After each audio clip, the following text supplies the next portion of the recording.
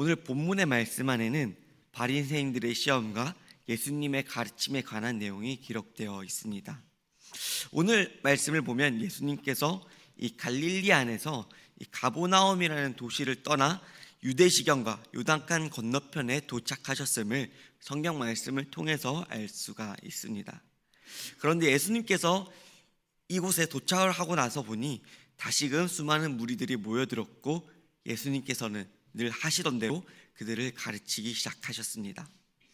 십자가의 고난과 그리고 부활의 영광을 기다리고 있는 주 예루살렘을 향하여 걸으시면서 말입니다.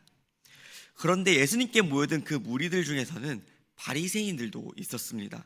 그들은 예수님께 사람이 아내를 버리는 것이 옳은 일이냐라고 질문을 시작합니다. 사실 이것은 단순히 이혼에 대한 예수님의 의견에 묻기 위해서 단순히 의견을 묻기 위해서 질문한 것이 아니었습니다. 이 질문은 예수님을 시험하여 예수님을 공경에 빠뜨리기 위한 질문이었습니다. 그 주님은 이러한 바리새인들의 음흉한 질문에 대답 아닌 질문으로 응수하십니다. 우리 그 모습을 함께 다시 보겠습니다. 우리 3절 말씀 함께 다시 읽겠습니다. 대답하여 이르시되 모세가 어떻게 너희에게 명하였느냐. 지금 예수님의 질문 안에서 모세가 했었던 그 명령에 대해서 다시 물으십니다. 이어서 그 다음 바리새인들의 대답입니다. 4절 말씀입니다. 이르되 모세는 이혼 증서를 써주어 버리기를 허락하였나이다. 바리새인들은 지금 허락이라는 단어로 대답을 합니다. 사실 지금 예수님과 바리새인들은 같은 성경 구절을 가지고 지금 생각을 하고 말을 하고 있는 것입니다. 이 당시 유대인들은 이혼에 관한 법이 있었습니다. 그것은 신명기 24장에 기록된 이혼에 관한 법이었는데 제가 신명기 24장 1절부터 4절까지의 말씀을 제가 읽어드리겠습니다. 잘 한번 들어보시기 바랍니다. 사람이 아내를 맞이하여 데려온 후에 그에게 수치되는 일이 있음을 발견하고 그를 기뻐하지 아니하면 이혼 증서를 써서 그의 손에 주고 그를 자기 집에서 내보낼 것이요 그 여자는 그의 집에서 나가서 다른 사람의 아내가 되려니와 그의 둘째 남편도 그를 미워하여 이혼 증서를 써서 그의 손에 주고 그를 자기 집에서 내보냈거나 또는 그를 아내로 맞이한 둘째 남편이 죽었다 하자 그 여자는 이미 몸이 더럽혔은즉 그를 내보낸 전 남편이 그를 다시 아내로 맞이하지 말지니 이 일은 여호와 앞에 가증한 것이라. 너는 내 하나님 여호와께서 내게 기업으로 주시는 땅을 범죄하게 하지 말지니라. 아멘. 사랑하는 법방교회 성도 여러분, 여러분께서는 이 말씀을 읽고 들으실 때 어떻게 해석하십니까? 또는 이 말씀이 어떻게 들리십니까? 우리가 법이라고 하는 것은 법 자체가 중요한 것보다 우리가 그 법을 어떻게 해석하는가가 더 중요한 것임을 우리는 종종 알게 됩니다. 그래서 재판에서 보면 많은 변호사들이, 검사들이 이 사건에 관해서 선례를 찾는데 굉장히 많은 시간과 공을 들이는 것을 볼 수가 있습니다.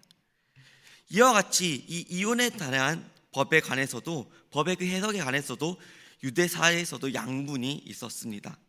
그런데 지금 이 이혼법에 관하여 예수님께서는 지금 최종적인 기준을 세워주고 있으신 겁니다.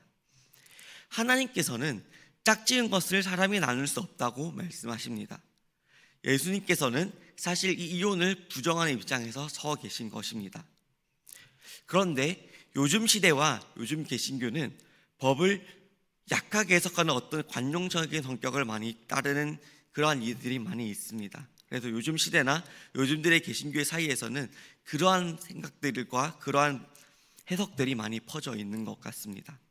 그러나 우리가 알아야 할 것은 당시의 예수님은 개신교도 가톨릭의 입장도 아니었다는 것입니다. 근데 이를 바리새인들은 이혼 증서만 써주면 이혼을 할 수 있다라고 이야기를 합니다. 이혼의 허용 근거 구절을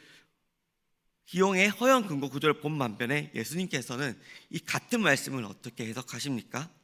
같은 구절의 신명기 24장의 말씀을 허용이 아니라 명령이라고 표현을 하십니다. 지금 모세는 이혼을 허용한 것이 아니라 아내에게 이혼 증서를 써주어야 한다는 명령함으로써 이혼을 당한 여성에게 당면한 어려움을 최소화시켜주기 위해서 주님은 그렇게 표현하고 계신 것입니다. 그런데 여러분, 이렇게 예수님과 바리새인들이 같은 성경 구절을 생각하면서도, 같은 성경 구절을 보면서도 전혀 다르게 해석을 하고 이유는 무엇일까요?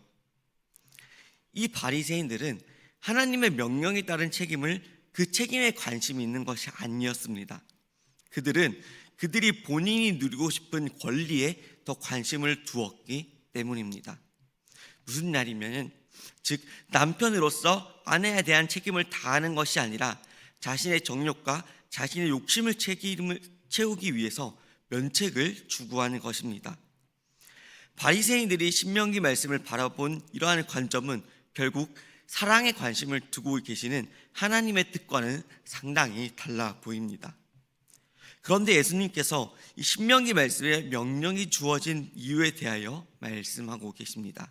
5절 말씀 우리 함께 읽겠습니다. 예수께서 그들에게 이르시되 너의 마음이 완악함으로 말미암아 이 명령을 기록하였거니와. 마음이 완악한 남편은 아내를 자신의 욕망을 채우기 위한 어떠한 수단으로 여기지 않겠습니까? 마음이 완악한 남편이 책임이 아닌 권리를 추구하여 아내를 버리기에 지금 모세는 부득이하게 이혼 증서를 써서 보내라는 명령을 내렸던 것입니다. 그런데 예수님께서는 무엇이라고 말씀하십니까?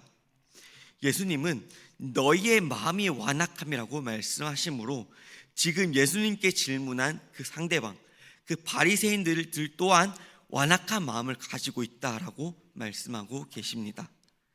결국 이 완악한 마음이란 하나님께서 명령하신 것을 순종하며 책임지려 하지 않는 것과 하나님과 이웃을 거스르며 자기 중심적인 마음으로 사는 것, 또한 욕망과 자기 권리를 채우려는 그 죄악된 마음이 바로 완악한 마음인 것입니다. 그렇습니다. 지금 예수님께서는 그러한 그들의 죄악된 마음을 지금 폭로하고 계시는 것입니다. 그러면서 이어서 말씀을 보면 우리가 자주 들어왔던 말씀의 구절에 말씀이 나옵니다. 하나님께서 결혼을 명령하신 목적이 무엇인지, 그리고 그것을 사람이 나누지 못하는 것을 말씀하고 계시는 것입니다. 사랑하는 법방교회 성도 여러분, 하나님께서는 분명하게 말씀하셨습니다. 둘이 아닌 이제 한 몸을 이루기 위한 결혼은 결국 부부가 연합을 이루는 것이라는 것을 말입니다. 더불어 분리할 수 없음 또한 말씀하십니다. 그렇기 때문에 우리는 그분의 명령에 순종하여 한 몸과 한 존재가 되기 위하여 노력해야 하는 것입니다. 물론 둘이 하나가 되는 것이 말처럼, 그냥 이야기하는 것처럼 생각처럼 쉽지 않다는 것을 알 수 있습니다. 그러나 우리가 노력을 해야 한다면 그럼에도 상대방을 이해해 보려고 그 입장에서 서봐야 되지 않겠습니까? 내 자리에서 내 생각만, 내 입장만 고수하기보다 말입니다. 지금 예수님께서는 결혼의 주인이신 하나님께서 하나 되게 하신 것을 사람이 나누지 못한다라는 그 결론을 내리심으로 이혼은 결코 가벼운 것이 아니라는 것을 말씀하고 계십니다. 9절 말씀입니다. 그러므로 하나님이 짝지어 주신 것은 사람이 나누지 못할지니라. 예수님께서 제자들에게 다시 한번 강조하여 말씀하십니다. 어떠한 사유에서든지 어떠한 이유에서든지 이혼은 결국 상대방의 간음을 행하는 것이기에 이혼은 결코 하나님께서 의도하신 바가 아니다라고 말씀하십니다. 11절 말씀입니다. 이르시되 누구든지 그 아내를 버리고 다른 데에 장가든 자는 본처에게 간음을 행함이요. 더 나아가 아내가 남편을 버린다는 표현 또한 말씀하십니다. 이 표현의 뜻은 남편과 아내가 결국 부부가 동등한 위치에 있어야 함을 드러내는 장면입니다. 하나님이 사랑하고 서로가 사랑하는 법방교회 성도 여러분, 오늘 우리는 이 주님의 말씀 속에서 결혼의 숭고함을 찾아볼 수가 있습니다. 마치 삼위의 하나님께서 서로 사랑하여 연합을 이룬 것처럼 말입니다. 우리가 오늘 하루도 하나님의 사랑과 은혜와 축복에 가득 찬 복된 가정들이 다 되시기를 간절히 소망합니다. 기도하겠습니다.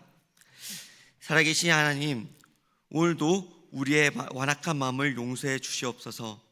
주님, 저희들은 주님의 명령하며 주님의 명령에 순종하기보다 내 욕망과 또한 욕심을 채우기 위해 하나님께서 허락하신 것에만 관심을 가진 완악한 마음이었음을 이 시간 고백합니다.